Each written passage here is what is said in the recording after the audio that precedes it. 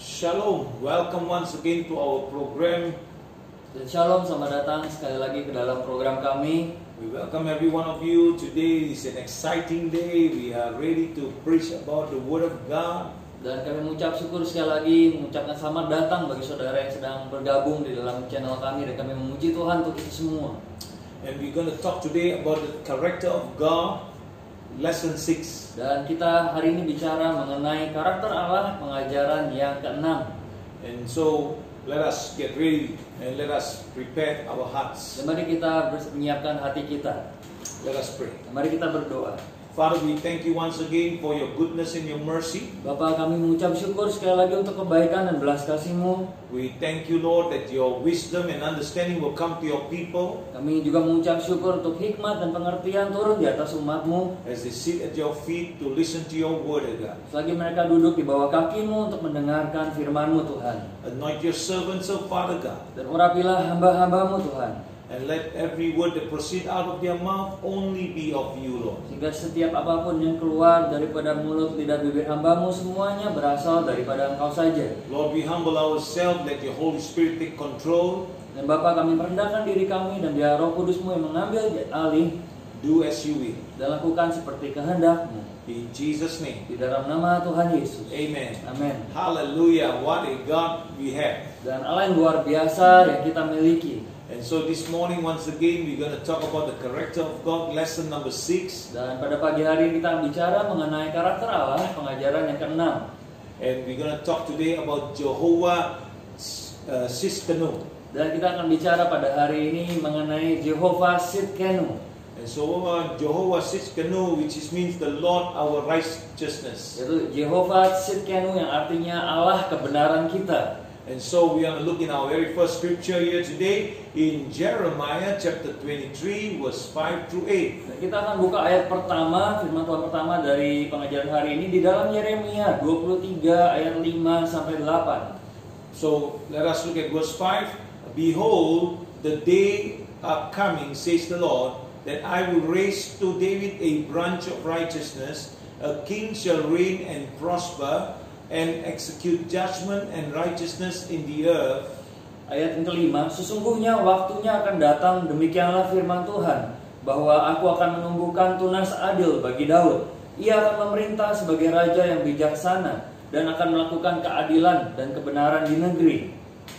So in verse 6, in his days Judah will be safe and Israel will dwell safely. Now this is his name by which he will be called, the Lord our righteousness, or Jehovah Sidkenu. Ayat yang ke-6, dalam zamannya Yehuda akan dibebaskan dan Israel akan hidup dengan tentram. Dan inilah namanya yang diberikan orang kepadanya, Tuhan keadilan kita, atau Jehovah Sidkenu.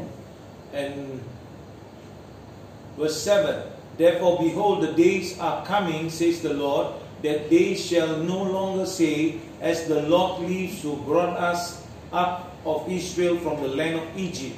Ayat 7, sebab itu demikianlah firman Tuhan, sesungguhnya waktunya akan datang bahwa orang tidak lagi mengatakan, demi Tuhan yang hidup yang menuntun orang Israel keluar dari tanah Mesir.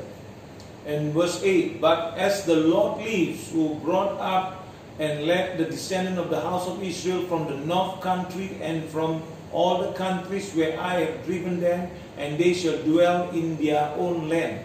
Ayat ke-8, melainkan demi Tuhan yang hidup yang menuntun dan membawa pulang keturunan kaum Israel keluar dari tanah utara dan dari segala negeri kemana ia telah mencerai-beraikan mereka, maka mereka akan tinggal di tanahnya sendiri. Once again in Jeremiah chapter 33 this time, it says the same scripture in verse 15 and 16. Dan juga di ayat di dalam kitab Yeremia 33 ayat 15 dan 16. So these scriptures is the same as the earlier scripture that we read. And so let me read verse 16 for you.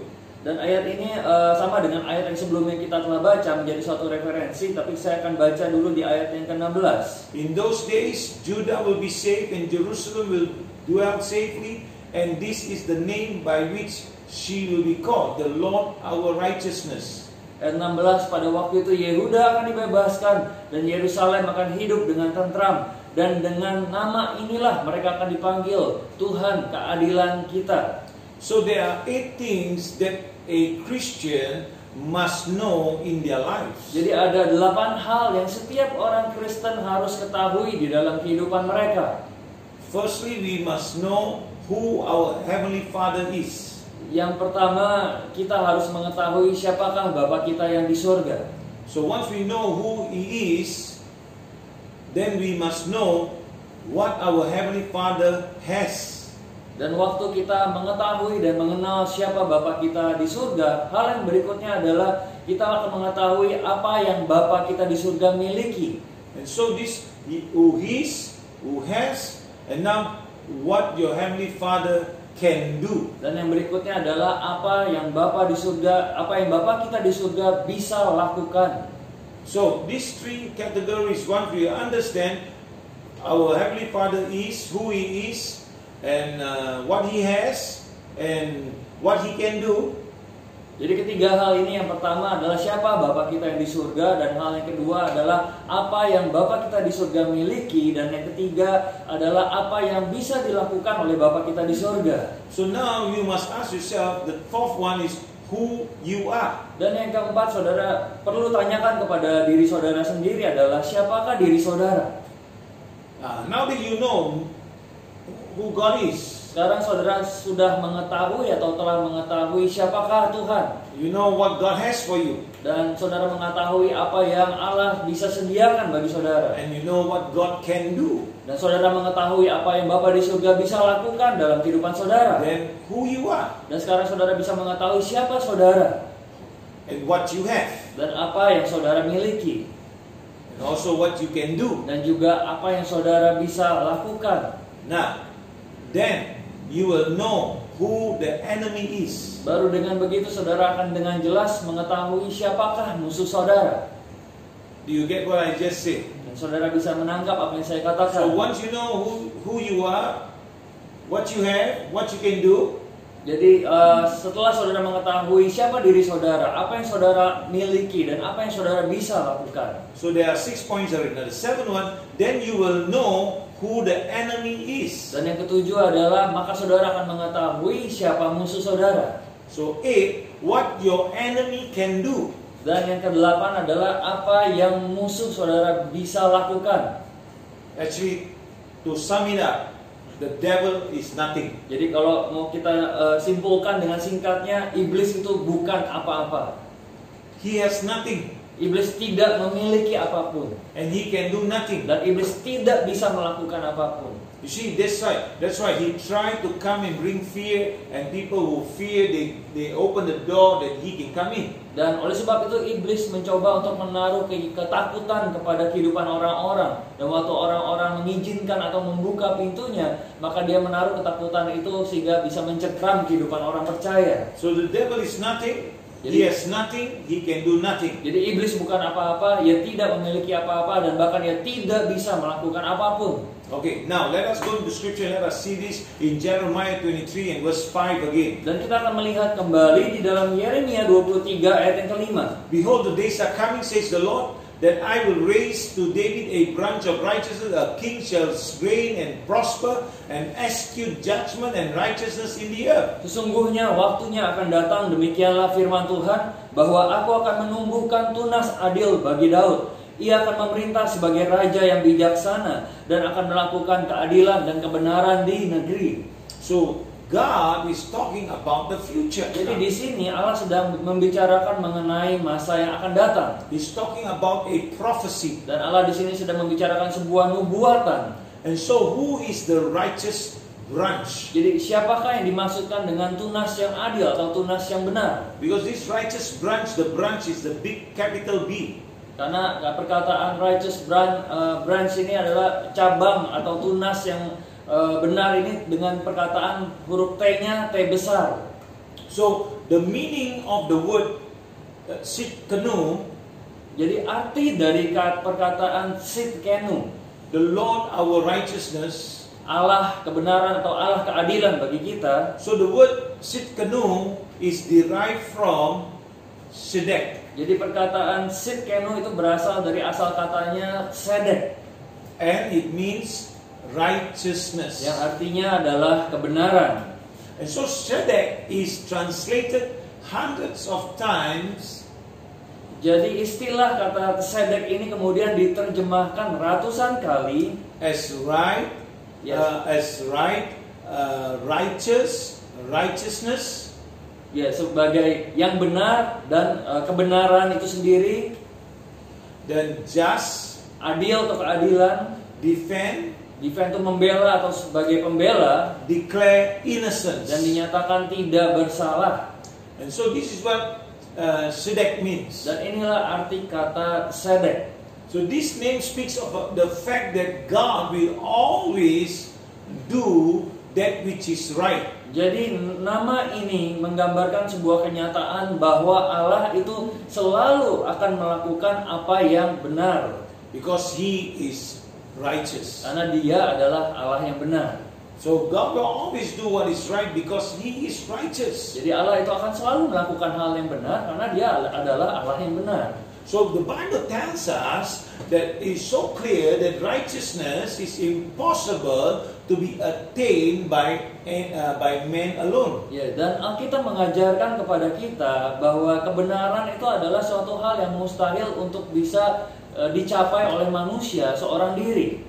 So remember, it's impossible for man to attain alone. Jadi mustahil bagi manusia untuk mendapatkan kebenaran dengan kemampuan sendiri. And so in Psalms chapter 51 and verse 5, Kita buka dari dalam Mazmur 51 ayat 5. behold, I was brought forth in iniquity, and in sin my mother conceived me. Ya, Mazmur 51 ayat 7 dalam bahasa Indonesia. Sesungguhnya dalam kesalahan aku diperanakan, dalam dosa aku dikandung ibuku. And then also Job 25 and verse 4. Dan juga kita buka dalam Ayub 25 ayat 4. How then can man be righteous before God? Or how can he be pure who is born of a woman? Ya, Ayub 25 ayat 4, bagaimana manusia benar di hadapan Allah dan bagaimana orang yang dilahirkan perempuan itu bersih. So here the questions in the scripture says, how can a man be righteous before God? Or how can he be pure who is born of a woman? Ya, jadi firman ini berupa sebuah pertanyaan, bagaimana manusia benar di hadapan Allah dan bagaimana orang yang dilahirkan perempuan itu bersih. So Jesus is our Jehovah Tsidkenu. Dan sekarang kita mengetahui bahwa Yesus adalah Jehovah Tsidkenu, yang artinya Yesus adalah Allah kebenaran dan keadilan bagi kita. So Jesus is himself the righteous one. Jadi Yesus adalah dia sendiri sebagai yang benar. So in Hebrew chapter 1 verse 8 and 9, Kita buka dalam Ibrani pertama ayat 8 sampai dengan ayat 9. but to the Son he said, your throne, O God, is forever and ever. A scepter of righteousness is the scepter of your kingdom. Ya, ayat ke-8, tetapi tentang anak ia berkata, tahtamu ya Allah tetap untuk seterusnya dan selamanya, dan tongkat kerajaanmu adalah tongkat kebenaran. So here we see that Jesus is himself the righteous one. Yeah? Jadi di sini ayat ini memberitahukan kepada kita bahwa Yesus adalah yang benar. And so verse 9 said, you have loved righteousness and hated lawlessness. Therefore God, your God, has anointed you with the oil of gladness more than your companions. Ayat 9, engkau mencintai keadilan dan membenci kefasikan. Sebab itu Allahmu telah mengurapi engkau dengan minyak sebagai tanda kesukaan, melebihi teman-teman sekutumu. So here we see Jesus is made righteousness to us. Jadi di sini kita bisa mengetahui bahwa Yesus itu memiliki kebenaran bagi kita, dibenarkan bagi kita. So Jesus is made righteousness to us. Jadi Yesus dibenarkan bagi kita. In 1 Corinthians chapter 1 verse 30 says this, Di dalam 1 Korintus 1 ayat 30.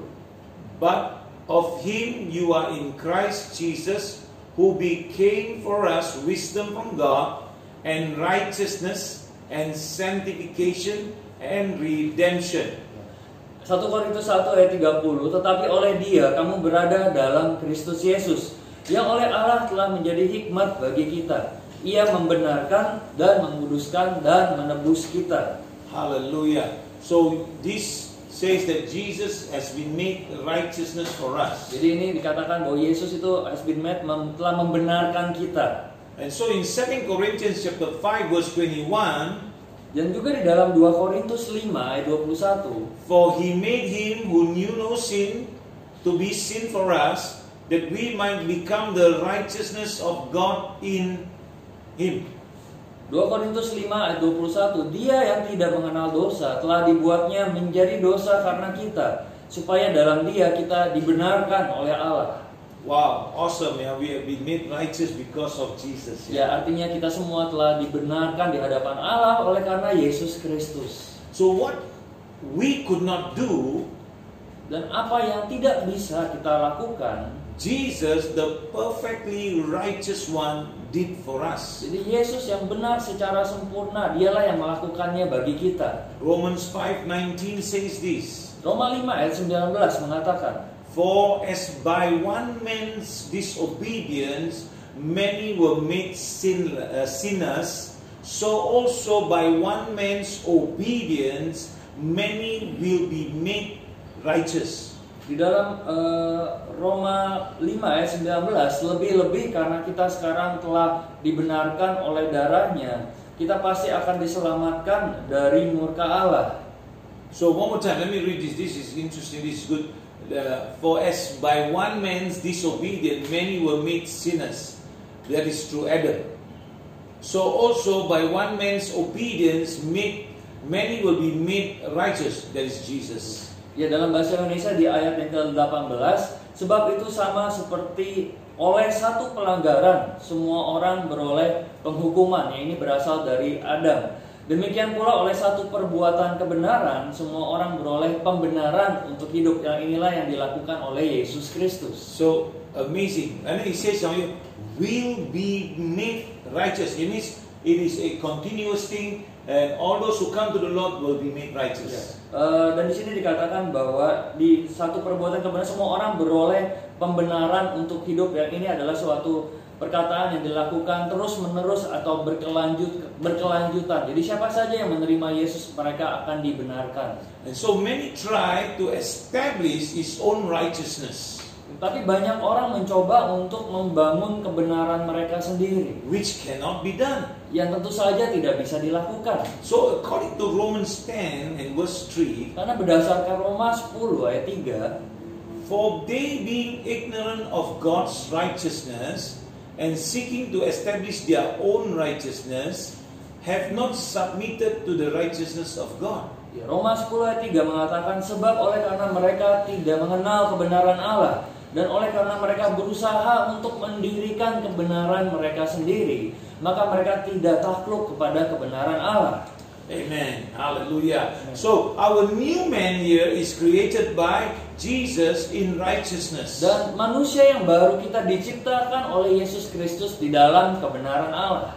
Remember, our new man is created by Jesus in righteousness. Dan ingatlah bahwa manusia yang baru kita diciptakan oleh Yesus di dalam kebenaran. So in Ephesians chapter 4 and verse 24 states, Efesus 4 ayat 24 di sini dinyatakan, and that you put on the new man which was created according to God in true righteousness and holiness. Dan mengenakan manusia baru yang telah diciptakan menurut kehendak Allah di dalam kebenaran dan kekudusan yang sesungguhnya.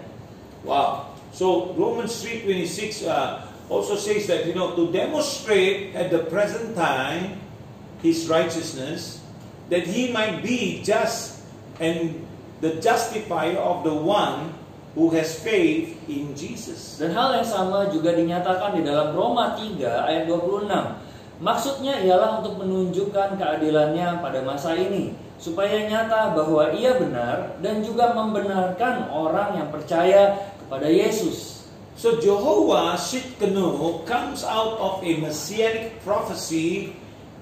Jadi nama daripada Jehovah Tsidkenu itu datang dari nubuatan mesianik. That is about the true justice, that one day the Messiah was going to bring to his people. Ya, sebuah nubuatan mesianik mengenai keadilan sejati yang akan dibawa oleh Mesias kepada umatnya. Because God is a righteous God. Karena Allah adalah Allah yang benar. Okay, let me just repeat this again. Jehovah Tsidkenu comes out of a messianic prophecy. Jehovah Tsidkenu datang dari sebuah nubuatan mesianik That the true justice that one day the Messiah was going to bring to his people. Ya, ini adalah sebuah nubuatan mesianik di mana keadilan sejati atau kebenaran sejati yang akan dibawa oleh Mesias kepada umatnya. God is a righteous God. Karena Allah adalah Allah yang benar. Not only His highest standard of justice in the universe, Bukan hanya Allah sebagai pemilik daripada standar keadilan yang paling tinggi di seluruh alam semesta ini, but He Himself provided righteousness for His people tetapi Allah sendiri juga menyediakan kebenaran bagi setiap umatnya through the sacrifice of Jesus on the cross. melalui pengorbanan Yesus Kristus di kayu salib. All people sin, Karena semua orang telah berbuat dosa, but He made us righteous through faith in Jesus Christ. tetapi Allah sendiri telah membenarkan kita melalui iman di dalam Kristus Yesus. And now let us look to Isaiah chapter 11 and verse 1. Dan mari kita buka di dalam kitab Yesaya 11 ayat yang pertama. There shall come forth a rod from the stem of Jesse, and a branch shall grow out of his root. Suatu tunas akan keluar dari tunggul Isai, dan tarok yang akan tumbuh dari pangkalnya akan berbuah.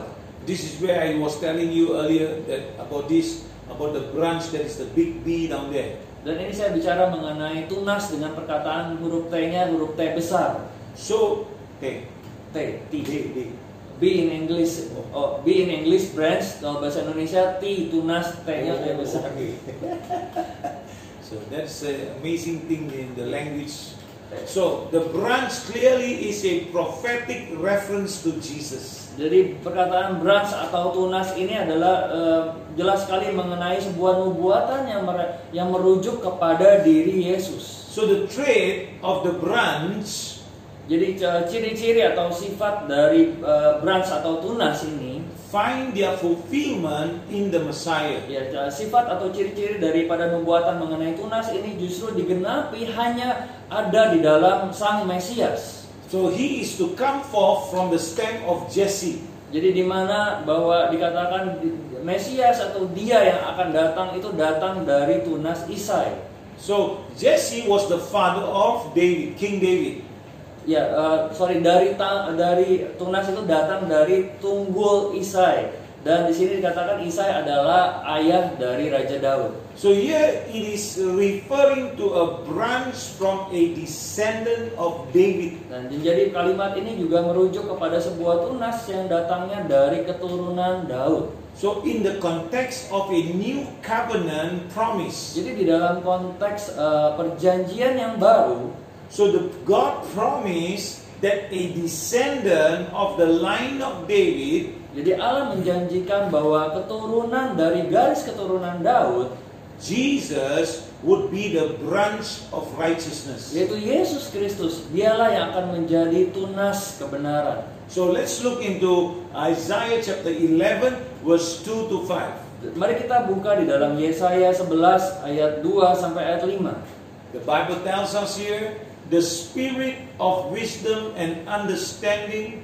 the spirit of counsel and might, the spirit of knowledge and the fear of the Lord. Ayat yang kedua, roh Tuhan akan ada padanya, roh hikmat dan pengertian, roh nasihat dan keperkasaan, roh pengenalan dan takut akan Tuhan. Verse 3, his delight is in the fear of the Lord, and he shall not judge by the sight of his eyes, nor decide by the hearing of his ears. Ayat ketiga, ya kesenangannya ialah takut akan Tuhan. Ia tidak akan menghakimi dengan sekilas pandang saja, atau menjatuhkan keputusan menurut kata orang. So verse 4 says, but with righteousness he shall judge the poor and decide with equity for the meat of the earth. He shall strike the earth with the rod of his mouth, and with the breath of his lips he shall slay the wicked. Ayat yang keempat, tetapi ia akan menghakimi orang-orang lemah dengan keadilan, dan akan menjatuhkan keputusan terhadap orang-orang yang tertindas di negeri dengan kejujuran. Ia akan menghajar bumi dengan perkataannya seperti dengan tongkat, dan dengan nafas mulutnya ia akan membunuh orang fasik.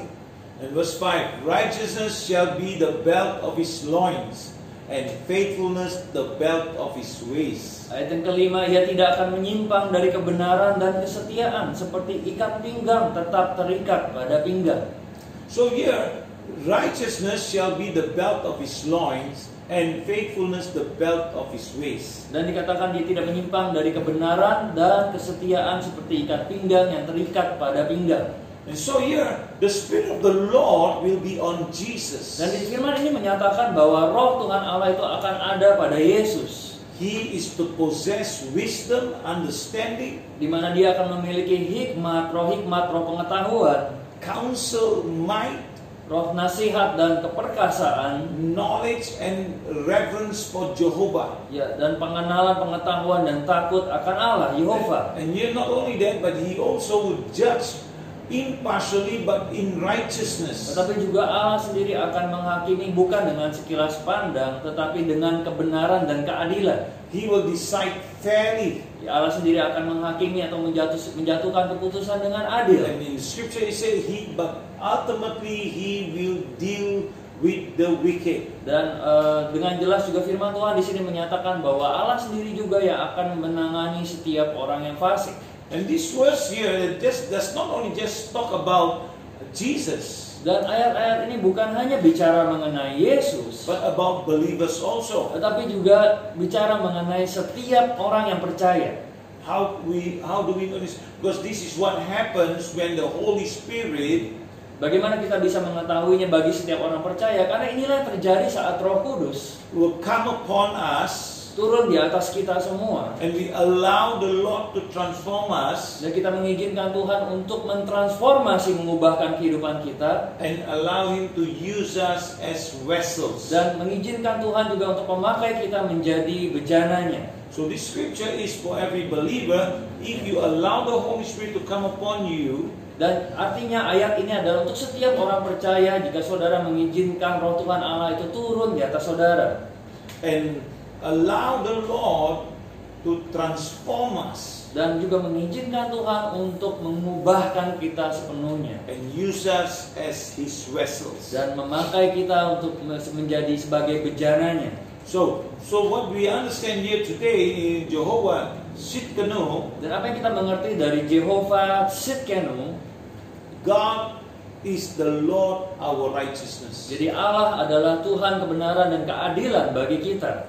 and He sent Jesus the King, Dan Allah mengutus Yesus sebagai Raja. and we must appreciate and we must be excited. Di mana kita harus menghargai dan begitu bersemangat sekali apa yang Allah telah lakukan bagi kita. Because by ourselves we cannot achieve righteousness. Karena dengan kekuatan kita sendiri kita tidak bisa mencapai dalam keadaan sebagai kebenaran di hadapan Allah. But because of Jesus we can be made righteous. Tetapi karena Yesus kita bisa dibenarkan oleh Allah. When you accept Jesus as Lord and Savior, you can become righteous. Karena waktu saudara menerima Yesus sebagai Tuhan dan Juru Selamat, maka saudara bisa dibenarkan. So because of Jesus we have been made righteous, the righteousness of God. Jadi oleh karena Yesus kita sekarang dibenarkan oleh Allah. Oh, what an awesome word this is this morning. Dan adalah firman yang luar biasa pada pagi hari ini. I pray that you are blessed with these words this morning. Dan saya berdoa supaya saudara juga bisa diberkati dengan firman Tuhan pada pagi hari ini. And if you are blessed, you can share with somebody about these scriptures, and at the same time going through it so that you will know that you are the righteousness of God. Dan jika saudara diberkati, saudara juga bisa membagikan kebenaran firman Tuhan ini kepada orang-orang yang lainnya, mengetahui bahwa saudara telah dibenarkan dalam Kristus Yesus. And also, if you are blessed, you can also spread our social media to your friends and your relatives. Dan juga jika saudara diberkati, saudara juga bisa share atau membagikan platform sosial media kami dan membagikannya kepada orang-orang di luar sana. And so tomorrow we will continue on the character of God, lesson number 7. Dan besok kita akan tetap melanjutkan pengajaran mengenai karakter Allah, yaitu pengajaran yang ke-7.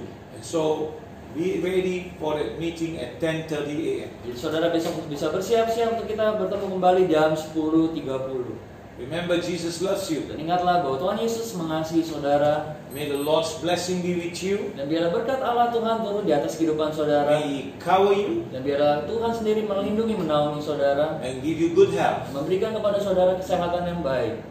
May your path be directed by the Lord. Dan biarlah jalanan saudara dipimpin, dibimbing oleh Tuhan.